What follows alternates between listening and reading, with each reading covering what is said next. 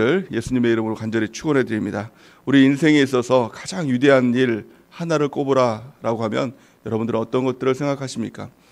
우리 인생에 있어서 가장 위대한 일 그 하나는요, 바로 기도인 것입니다. 우리가 기도하면 삽니다. 오늘 말씀의 제목은 기도하면 산다라는 제목입니다. 예레미야 33장 1절에서 3절 말씀입니다. 지금 이 시대는 참 영적으로 어두운 시대를 살고 있죠. 영적뿐만이 아니라 도덕적으로도 또 정치적으로도 사회적으로도 모든 면에서 소망이 보이지 않는 참 위기의 시대를 살아가고 있습니다. 이 시대에 우리가 가장 필요한 것은 바로 기도인 줄 믿습니다. 오늘 본 말씀에 예레미야 33장 1절에 보면 예레미야 선지자가 시위대 뜰에 갇혀 있다라고 성경을 기록하고 있습니다. 선지자가 시위대 뜰에 갇혀 있다는 것은, 감옥에 갇혀 있다는 것은 영적으로 어두운 것을 대표하는 것입니다. 하나님의 입이 막혀 있는 것입니다. 선지자는 백성들에게 하나님의 말씀을 전하고 하나님의 뜻을 전해야 되는 사람 아닙니까? 근데 감옥에 갇혀 있는 겁니다. 어두운 데 갇혀 있는 것입니다. 영적으로 이 어두운 시대입니다. 사람들이 하나님의 말씀을 거부하고 하나님을 거역하는 이 시대의 영적인 상황들을 보여주고 있습니다. 예레미야는 선지자로서 아무것도 할 수 없는 상황이었습니다. 그런데 놀라운 것은 하나님께서 그 예레미야를 찾아오셨다는 것입니다. 오늘 본 말씀 예레미야 33장 1절 말씀을 같이 한번 읽어보겠습니다. 시작. 예레미야가 아직 시위대 뜰에 갇혀 있을 때에 여호와의 말씀이 그에게 두 번째로 임하니라. 아멘. 사람의 입장에서 보면 갇힌 것 같이 답답하고 다 끝난 것 같은 그런 상황들이 있습니다. 근데 하나님의 입장에서 보면, 하나님의 눈으로 보면 아직 끝난 것이 아니라는 것입니다. 오늘 이 말씀을 보면, 이 한 절 말씀을 보면 두 가지 단어가 눈에 띄죠. 갇혀 있다라는 말과 또 임하다라는 말입니다. 사람이 갇혀 있는 것, 정말 아무것도 할 수 없는 이 암담한 것, 묶여 있는 것, 이런 상황입니다. 근데 그 소망이 있습니다. 희망이 뭐냐면 다른 어떤 것이 아니라 하나님의 말씀이 임할 때 소망이 있는 것입니다. 오늘 예레미야에게 하나님의 말씀이 임했습니다. 그랬을 때 예레미야에게 소망이 있었고 이스라엘 민족에게도 소망이 있는 줄 믿습니다. 절박한 상황에서 하나님께서 요구하시는 것이 단 한 가지가 있었습니다. 그것이 뭐냐면 부르짖는 것입니다. 하나님은 갇혀있는 우리를 향해서, 또 눌려있는 우리를 향해서 요구하시는 단 한 가지가 바로 부르짖는 것이라는 것입니다. 성경 시편 86편 7절에 보니까 나의 환난 날에 내가 주께 부르짖으리니 주께서 내게 응답하시리이다. 아멘. 우리가 기도는 여러 가지 종류의 기도가 있죠. 부르짖는 기도도 있고 묵상 기도도 있고요. 또 뭐 이렇게 중얼중얼 이렇게 하는 기도도 있고, 또 골방에서 하는 기도도 있고요. 또 여러 가지 기도의 모습들이 있을 것입니다. 또 사람들은 어떤 스타일에 따라서 자기 기도의 형태를 정하기도 합니다. 어떤 사람 묵상 기도가 좋으면 소리 내지 않고 마음으로 이렇게 기도를 하기도 하고요. 또 어떤 사람은 막 이렇게 부르짖어서 방언으로 기도도 하는 사람도 있습니다. 근데 하나님의 이 방법은, 하나님의 말씀은 나의 스타일에 따라서 기도하는 것이 아니라 상황에 따라서 기도하는 것입니다. 특별히 우리가 정말 이 절박한 상황들이 있지 않습니까? 정말 아무것도 할 수 없는 상황들이 있지 않습니까? 그럴 때는 하나님께서 부르짖어 기도하는 것입니다. 오늘 말씀처럼 예레미야가 아직 시위대 뜰에 갇혀 있을 때, 갇혀 있는 상황 가운데서는 부르짖어 기도하는 것입니다. 예레미야 33장 3절 말씀을 같이 한번 읽어볼까요? 시작. 너는 내게 부르짖으라. 내가 내게 응답하겠고 내가 알지 못하는 크고 은밀한 일을 내게 보이리라. 아멘. 하나님은 어떤 일을 시작하기 전에 반드시 하시는 일이 뭐냐면 우리로 하여금 기도하게 만든다는 것입니다. 우리가 어느 날 갑자기 기도하겠다는 그런 마음이 드는 때가 있습니다. 그것은 우리 마음에서 단지 저절로 생겨나는 마음이 아니라 하나님께서 주시는 마음입니다. 그 기도를 통해서 하나님께서는 새 일을 진행시켜 나가고 하나님의 놀라운 일들을 이루어 나가신다는 것입니다. 우리가 그 마음 가운데 하나님 앞에 기도하는 것, 이것이 너무 중요한 것입니다. 또한 예레미야에게 기도하라라는 이 명령은 태도를 바꾸라는 말입니다. 사람이요, 기도가 가장 필요한 때에 사람들은 사실 기도를 잘 못합니다. 눌려있을 때에 잘 기도가 안 나오죠. 사람들은 눌려있으면 부르짖는 기도를 잘 못합니다. 그냥 묵상 기도를 하죠. 근데 그 묵상 기도가 어떻습니까? 눌려있다 보니까 그냥 묵상 기도 하다가 잡니다. 딴 생각하고 그냥 눌려있는 겁니다.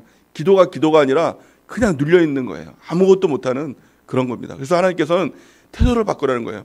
우리가 눌려 있을 때, 갇혀 있을 때 그때 그것을 박차고 일어나는 겁니다. 기도할 때도 의도적으로 막 부르짖으라는 겁니다. 부르짖는 게 됩니까 안 됩니까? 잘 안 돼요. 눌려 보신 적이 잘 없으셔서 모르시나 봐요. 눌려 있으면 아무것도 할 수 없는 그런 상황 가운데 정말 하나님께 도와주실까 이런 마음까지 들 때는 기도가 잘 안 나온다는 것입니다. 근데 하나님의 명령은 그럴 때 부르짖으라는 거예요.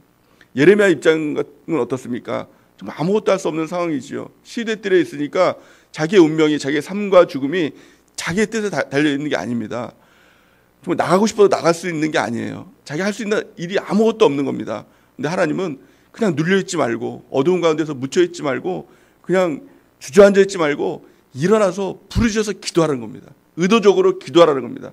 지금 우리의 상황이 어떻습니까? 여러분들의 상황이 어떻습니까? 이 시대가 어떻습니까? 정말 눌려있는 상황들 아닙니까? 그럴 때 우리가요 정말 하나님의 말씀대로 일어나서 의도적으로 부르짖어서 기도할 때가 바로 지금 이때인 줄 믿습니다. 그래서 하나님께서는 너는 내게 부르짖으라 이렇게 말씀하는 것입니다. 근데 단지 부르짖으라 이것을 끝나는 것이 아니라 하나님의 약속이 있죠. 우리 3절 말씀을 다시 한번 읽어볼까요? 시작. 너는 내게 부르짖으라 내가 내게 응답하겠고 내가 알지 못하는 크고 은밀한 일을 내게 보이리라. 아멘. 기도의 능력인 것입니다. 부르짖으라 그러면 어떡합니까? 내가 내게 응답하겠고라는 거예요. 기도의 목적이 뭡니까? 그것은 단지 기도하고 끝나는 것이 아니라 하나님의 응답이라는 겁니다. 기도에는 하나님의 응답이 반드시 있다는 겁니다. 하나님의 응답이 있습니다.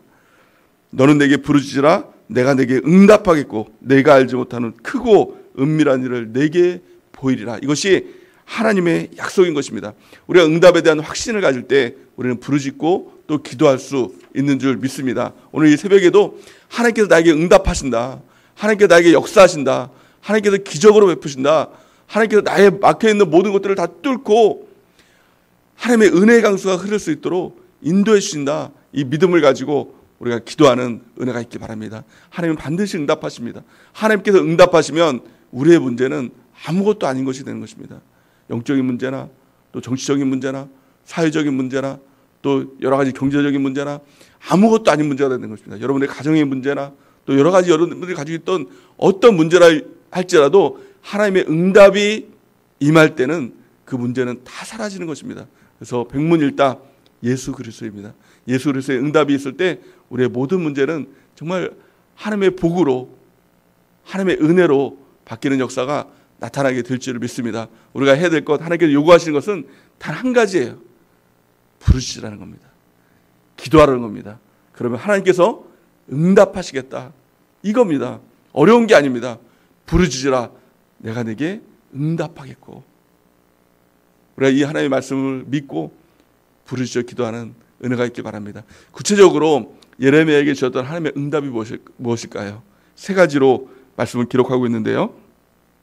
예레미야 33장 6절에서 7절 우리 같이 한번 읽어볼까요? 시작.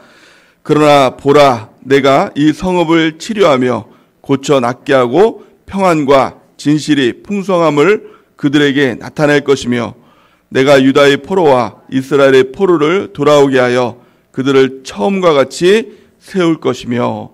아멘. 하나님의 가장 첫 번째 응답은 치료와 회복인 것입니다. 다시 세워주겠다는 것입니다. 이것이 하나님의 응답인 줄 믿습니다. 우리의 여러 가지 상황 가운데 있을지라도 하나님께서는 다시 치료하시고 회복하시고 세워주시는 하나님인 줄 믿습니다. 그 조건은 단 한 가지죠. 너는 내게 부르짖으라 내가 내게 응답하겠고 라는 말씀입니다. 두 번째 하나님의 응답이 무엇입니까? 예레미야 33장 8절 우리 같이 한번 읽어보겠습니다. 시작. 내가 그들을 내게 범한 그 모든 죄악에서 정하게 하며 그들이 내게 범하며 행한 모든 죄악을 사할 것이라. 아멘. 이 당시에 이 영적인 어둠이 오고 또 여러 가지 핍박이 오고 또 고난이 온 이유는 단 한 가지였습니다. 이스라엘의 범죄였습니다. 그 죄악으로 인해 하나님께서 떠나실 때, 하나님께서 멀리 하실 때 그들에게는 온갖 괴로움과 온갖 어려움들이 찾아왔다는 것입니다. 그런데 하나님의 응답은 그들을 용서하시겠다는 겁니다. 죄를 사해 주시겠다는 겁니다. 우리가 어떠한 죄악에 있을지라도 하나님은 우리 가운데 오셔서 응답하십니다. 그 응답은 우리의 죄를 사해 주시겠다는 겁니다. 다시 우리의 죄를 사하시고 의롭게 만들어 주시고 죄를 안 짓는 자로 우리를 만들어 주시는 것, 이것이 진정한 하나님의 응답인 줄 믿습니다. 조건은 뭐죠? 너는 내게 부르짖으라, 내가 내게 응답하겠고 라고 하나님은 말씀하시는 것입니다. 세 번째 하나님의 응답이 무엇입니까? 예레미야 33장 9절 같이 한번 읽어보겠습니다. 시작. 이 성읍이 세계 열방 앞에서 나의 기쁜 이름이 될 것이며 찬송과 영광이 될 것이며 그들은 내가 이 백성에게 베푼 모든 복을 들을 것이요 내가 이 성읍에 베푼 모든 복과 모든 평안으로 말미암아 두려워 떨리로다. 아멘.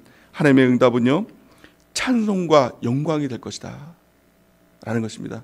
그 찬송과 영광을 통해서 하나님의 복이 임하는 것을 너가 보게 될 것이다 라는 것입니다. 찬송과 영광이 되는 것이 무엇입니까? 하나님께 예배하는 참된 예배자가 될 것이다라는 거예요.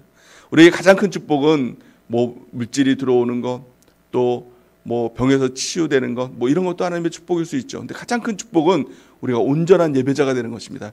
예배 드릴 때마다 하나님의 임재하심이 있고, 우리가 영과 진리로 예배 드릴 때 하나님께서 우리를 찾아와서 만나 주시고, 하나님의 말씀이 들을 때 그것이 다 하나님의 말씀으로, 레마의 말씀으로 들리고, 하나님께 예배하는 자, 참되게 예배하는 자, 이것보다 더 큰 축복은 없는 줄 믿습니다. 그러면요, 하나님께 참되게 예배하면 어떤 일들이 일어납니까? 우리 영혼이 살아나죠. 성경에 보니까 요한 3서 1장 2절에 보니까 사랑하는 자여 내 영혼이 잘된 같이 내가 범사에 잘되고 강건한 축복이 내게 임한다라고 성경은 말씀하고 있는 것입니다. 영혼이 잘되면, 우리가 예배를 통해서 주님을 만나고 영혼이 잘되면 범사가 잘되고 강건한 것은 따라오는 것입니다. 근데 가장 중요한 것은요, 우리가 참된 예배자가 되는 것입니다. 예배 때마다 주님을 만나고 주님을 경험하고 또 주님의 은혜 가운데 동행하는 삶을 사는 것, 이것보다 더 큰 축복은 없는 것입니다. 이것이 바로 하나님의 기도의 응답인 것입니다. 저절로 이루어지는 것이 아니라 우리가 부르짖어 기도할 때 하나님께서 응답하실 때 우리가 하나님 앞에서 찬송과 영광이 되는 참된 예배자가 되는, 또 예배를 통해서 우리 영혼이 살아나고 또 범사가 잘되고 강건한 축복이 우리 가운데 임하는 하나님의 역사가 나타나게 되신다는 것입니다. 하나님은 하나님을 이렇게 공개하고 있습니다. 예레미야 33장 2절, 오늘 본 말씀 같이 한번 읽어볼까요? 시작. 이를 행하시는 여호와, 그것을 만들어 성취하시는 여호와, 그의 이름을 여호와라 하는 이가 이와 같이 이르시도다.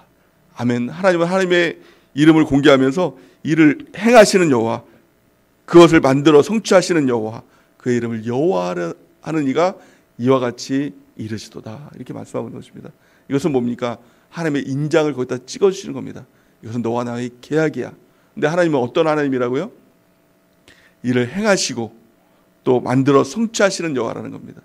이 하나님에 대한 이 공개가 창세기의 하나님인 것입니다. 창세기 이 땅을 창조하시는 하나님, 만들어 성취하신다는 것이 빠라하신다는 겁니다.